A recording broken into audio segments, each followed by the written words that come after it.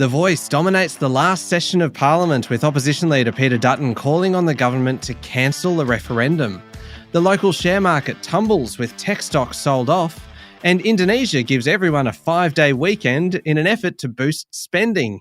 It's Friday, the 23rd of June, 2023. Welcome to Fear and Greed, Australia's most popular business podcast. I'm Michael Thompson, and good morning, Sean Aylmer. Good morning, Michael.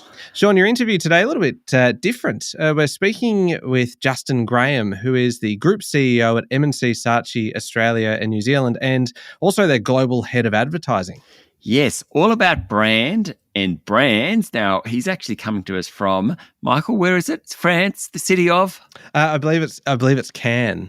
Not Cannes? No, we've had an authoritative ruling on this. Yes, we did. He's over in Cannes at the moment, and we have a great chat to him about brands and what's going on in the world of advertising.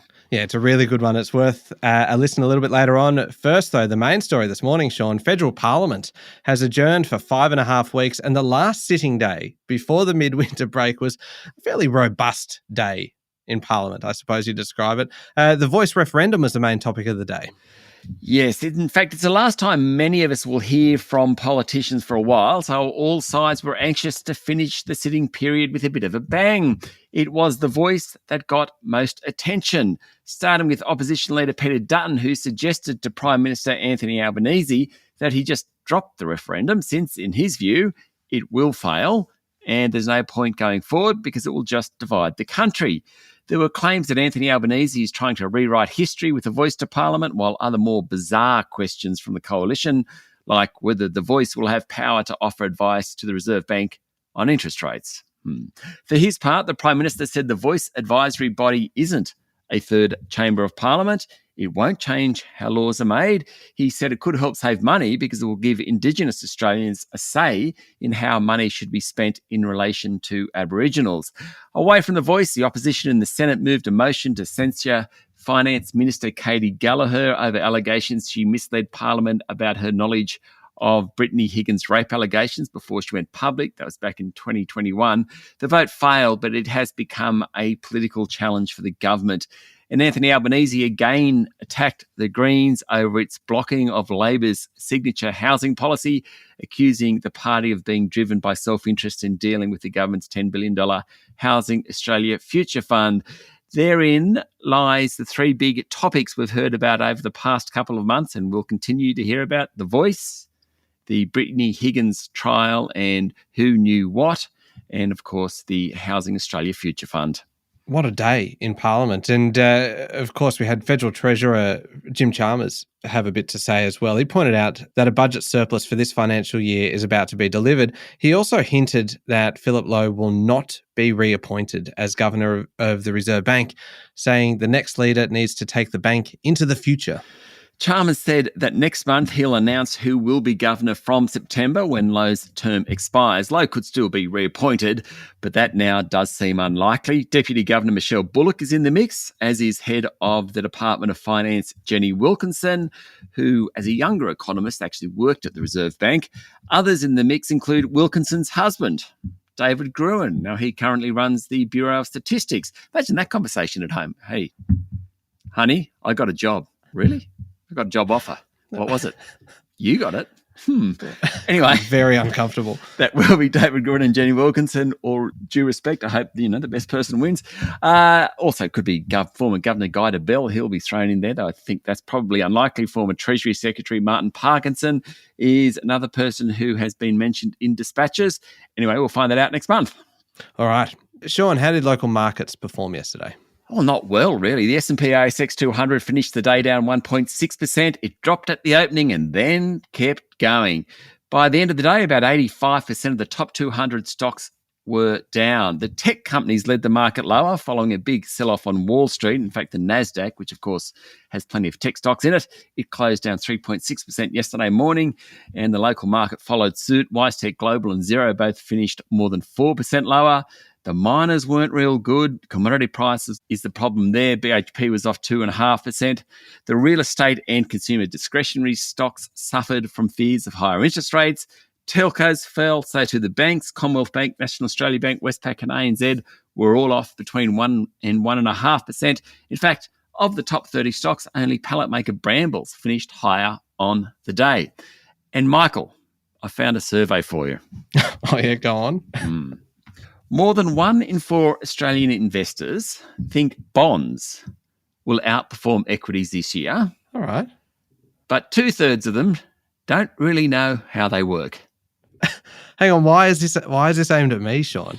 Well, I just thought I'd let you know. So a survey by global manager Nataxis Investment Managers of 8,550 investors from around the world asked what happens to a bond portfolio when interest rates are rising.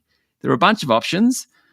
Of the 400 Australian responses, 63.5% said they didn't know. Oh, aren't we an honest bunch? Are we an honest bunch?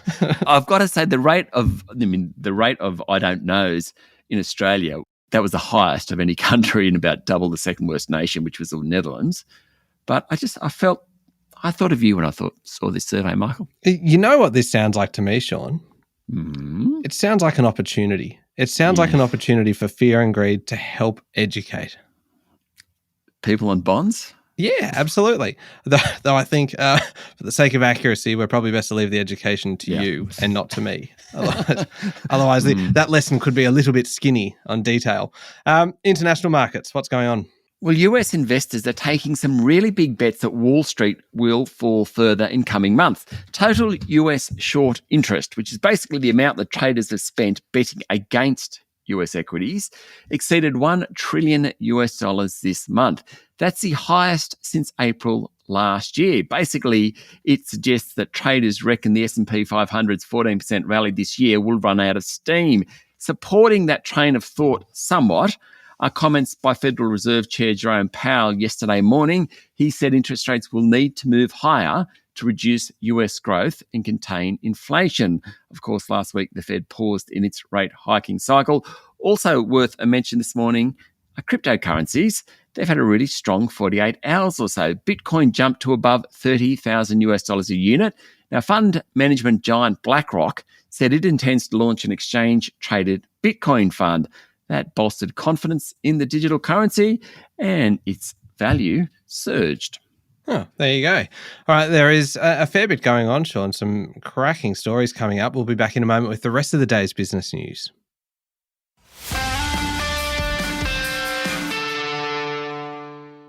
Sean, former Prime Minister Scott Morrison has revealed that his controversial move to hide the truth about the AUKUS deal and the axing of France's $90 billion submarine contract from President Emmanuel Macron was not about a lack of trust in the French leader, but actually in the US President Joe Biden. Yeah, so the surprise revelation made in a soon-to-be-released book casts a new light on the events surrounding the announcement of that AUKUS deal back in September 2021. It was worth $368 billion. According to a report in the Financial Review, Morrison's manoeuvres with Washington and London, which meant that he only told Macron about the AUKUS deal hours before it was announced, was all about him being worried that Biden was not locked into the deal until the dotted line was signed.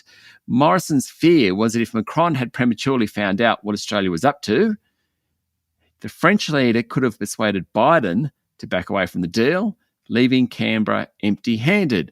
Hence, Morrison says he decided not to tell Macron until the last moment. Oh, scandalous, isn't it? Scandalous. Yeah. I love that story. Who would have thought that, what are we now, 18 months on from when that deal was fell apart? Yeah. That we're still finding out little bits of juicy detail. Interesting.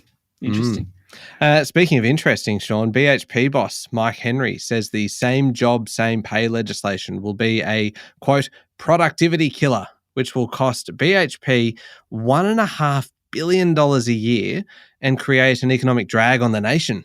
Yeah, Mr. Henry said Australia had to address labour productivity and regulation if it had any hope of competing for investment on the world stage, adding it would be crazy to try and outdo jurisdictions like the US when it comes to subsidies.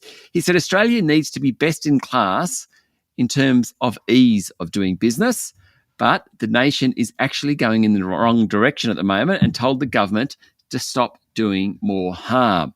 Of course, he's talking about the legislation which was a Labor pre-election promise. It will force employers to pay Labor hire workers the same as other employees in the same roles. The proposed legislation has angered employer groups. There's a big campaign running on TV at the moment, I've noticed. There's plenty of debate around defining what same job means. We're going to hear plenty about this one, Michael. Sean, Ford is set to cut 400 jobs from its local workforce, mostly in product development and design. I'm actually a little bit surprised by this. I wasn't aware that Ford still had such a large presence in Australia. So the three big manufacturers, Holden, Ford and Toyota, don't build cars in Australia. They ended that in 2016, 2017. Most of the manufacturing now is about altering imported cars, but the actual companies like Ford and that, they still have plenty of people, across sales, marketing, other roles. Ford has about 1,800 people in Australia. It's going to reduce jobs, or as it put it, a separation program. There's quite the euphemism. Oh, that's uncomfortable, isn't it? 400 people are going to lose their jobs. They've got about 1,800 people here. Now, a lot of those job losses will be in Geelong. Overall, if you actually look at the car market in Australia, so beyond manufacturing, sales, servicing, and then all the flow on, retailing and all that, there's actually quite a few jobs in that sector. In fact, I think it's about 65,000 jobs when you really go broadly. So it is still a big employer. And just before we leave workplace relations, Michael, members of the CFMEU's Mining and Energy Division have voted overwhelmingly to split from the controversial union. All right, now, Sean, you can tell we're clearly a couple of months away from you taking an overseas trip, because here comes some more stories just sneaking into the show about people travelling overseas and spending habits and whether they use cash or not, because that is exactly what this is. Australians still relying on cash when travelling overseas, apparently, because they're worried that cards won't be accepted in many places. A survey of more than 1,800 Australians by currency exchange company Travelex found 52% stocked up on cash before flying abroad in preference to cards. The percentage was even higher for the under 25 years age group, with 62% choosing cash over cards, particularly those heading to destinations like Bali and Thailand, according to a story in The Australian. Travelex said payment methods in countries are often very domestic. For example, in China, it's hard sometimes to use MasterCard and Visa because of the popularity of China Union Pay. The most in-demand currency for Australian travellers, Michael, continues to be, you have to get this right, surely. I would assume it's the US dollar. Yes, followed by the euro, Indonesian rupiah, Japanese yen and British pound. The US dollar isn't only popular for travellers heading to North America, but also places like Africa and even Vietnam. And while exchange rates don't quite dictate travellers' destinations, Skyscanner research shows that about 33% of Australians using their site are actively looking at places where the dollar goes further. India, Argentina, Turkey, Japan, they're all examples of that. So there you go. I live in fear of you putting me on the spot like that, Sean, and especially since you spent the start of the show mocking my lack of knowledge about bonds, and now I'm worried that if I happen to slip up and go, oh, is it the euro or something like that, then I'll never hear the end of it. Michael, don't be like that. I've got your back. Well, Sean, I will put you on the spot now because you had some homework overnight. Oh, yeah. And I think to date you have never actually done the homework that I have set you, but I have on good authority that you have actually done this one, because you weren't sure yesterday whether the serviceability buffers that the banks use to judge whether a borrower can repay, whether they were strict rules or not, because obviously the Commonwealth Bank was changing it against the wishes of APRA. Yeah, so the short answer is that they've got the serviceability buffers are guidelines provided by the bank regulator, APRA. They're not rules, but if you breach them, then APRA will be watching very, very closely. Now, I got an email from an old friend of mine yesterday, which actually prompted me to do this homework. I'm going to call him Watto because his surname is Watson, so he was always known as Watto. Now, we worked together at the Reserve Bank many years ago. He's been a mortgage broker now for many years, a very good man, very friendly, very capable mortgage broker. If you're in the Central Coast of New South Wales, look up Watto. Anyway, he pointed out that Commonwealth Bank isn't necessarily leading the market in terms of reducing the serviceability buffer. He said ANZ changed its rules a few months ago. Now, it all depends on the specific loan and the specific individuals. But ANZ changed some of its rules. Westpac's also changed some of its rules. Now, Commonwealth Bank has as well. The National Australia Bank and Macquarie tend to be more conservative, though he pointed out that often it depends on the type of customer that the lender is trying to acquire. So thanks to Watto, I know more about serviceability buffers and what the banks are doing than I ever thought possible. Thank you very much. How about you giving Watto a big plug there as well? Yeah, I did. Oh, that's good. No, and look, he's in the running for the most enthusiastic advocate, the mayor. Well, he has been a listener for all 3 years that we've been, the full 3 years that we've been doing this. And, every few months he gets in touch and says, I like that story about. So in fact, Watto, you are the MEA today, most enthusiastic advocate. Thank you very much. Oh, wow. It's decided. Okay. It has been decided. Well, congratulations, Watto. International news time now, Sean. India is gaining plenty of friends as a place to invest, with Prime Minister Narendra Modi's current visit to the US about much more than just political relations. It's Modi's first state visit to the US, and top of the agenda is deepening of defence ties, partnerships in technology, India's role in the Indo-Pacific, etc., etc. You can imagine. However, traditionally, India has had strong relations with Russia, and according to Reuters, is the world's largest buyer of Russian arms. But as India develops, Modi has made a point of meeting with business leaders. Remember, he did it here when he met with Andrew Forrest and Gina Rinehart a few weeks ago. This trip, Tesla boss Elon Musk will meet with Modi and is likely to announce the large investment in India. He's also meeting with General Electric, Bridgewater Associates, which is a huge fund manager over there. Expect announcements from those companies as well. Modi's likely to meet the CEOs of Apple, Google and Microsoft too. Quite the trip. Yeah, sounds like it. And one last one, Sean. Indonesia's president has found a novel way to get people spending more money: create a 5-day weekend in a bid to boost travel and consumption. Genius. Would you agree? Yeah, it's easy. Why don't we have a 5-day weekend? We'll just have a whole week off. God, we'll spend some money. President Joko Widodo declared June 28 and 30 as collective leave days around the Eid al-Adha holiday on June 29. Effectively, it gives Indonesians a 5-day break. The leave days apply to all civil servants. Companies usually follow suit by giving their employees time off as well, according to Bloomberg. The stock exchange will be shut on those days. Now, it's not the first time Widodo turned to uncommon tactics to drive consumer spending in Indonesia. Not long after the government lifted all virus curbs, he ordered local authorities to approve permits for concerts and sports events to get people going out more. During the pandemic, he urged Indonesians to shop online. I just think it's a great way to get people to spend more money, give them holidays. It's a little bit creative, and I don't think too many people would be complaining. No, I don't think so. All right, up next is the Fear and Greed Daily interview with Justin Graham, Group CEO at M&C Saatchi, one of the big names in the advertising world. Yeah, sure is. Talk about brands, what's happening in the advertising world at the moment. Great chat. Yeah, it's coming up next in the Fear and Greed playlist on your podcast platform or at fearandgreed.com.au. And also, quick little plug for our weekend edition, which comes out tomorrow as well, Sean. If you haven't tuned in to the weekend edition, make this weekend the first time you do it, because it is something a little bit different, isn't it? It is something a little bit different. We have a competition, you and I. We get an adjudicator, our colleague Adam Lang, to agree or disagree with one or other of us about the biggest story of the week, the sleeper story of the week, the most remarkable story of the week, and our favourite story of the week. It basically just comes down to a verbal fight between you and I. That's right. And I don't think I have won a week in months.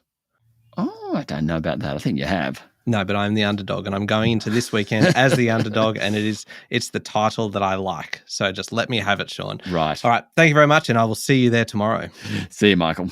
It's Friday, the 23rd of June, 2023. Make sure you're following the podcast. Join us online on LinkedIn, Instagram, Twitter, and Facebook. And stay up to date on all the business news with Alexa and your Amazon Echo smart speaker. Simply say, Alexa, play the Fear and Greed podcast. To catch the latest episode, you can get yours now at amazon.com.au. I'm Michael Thompson, and that was Fear and Greed. Have a great day.